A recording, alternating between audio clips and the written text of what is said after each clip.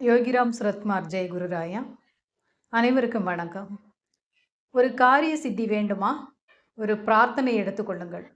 ஆனால் அந்த பிரார்த்தனையை மட்டும் மனதில் வைத்து கொள்ளாமல் அதனுடன் இறை நாமத்தையும் இணைத்து கொள்ளுங்கள்.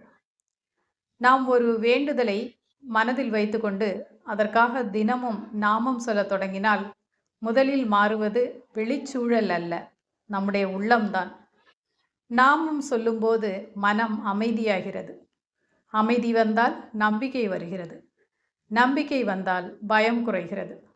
பயம் குறைந்தால் அந்த காரியம் நடக்க வேண்டிய பாதை திறக்கத் தொடங்குகிறது.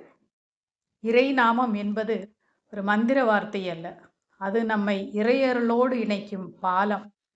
காரியம் நடக்கட்டும், நடக்காமல் இருக்கட்டும், நாமம் சொல்லிக்கொண்டே இருந்தால் நாம் உறுதியானவர்களாக மாறுகிறோம். அந்த உறுதிதான் உண்மையான காரிய சித்தி. மீதியை பகவான் பார்த்து கொள்வார். நன்றி. யோகிராம் சுரத்குமார், யோகிராம் சுரத்குமார், யோகிராம் சுரத்குமார் ஜெய குருராயா. சர்வம் யோகிராம் சுரத்குமார் அர்ப்பணமஸ்து.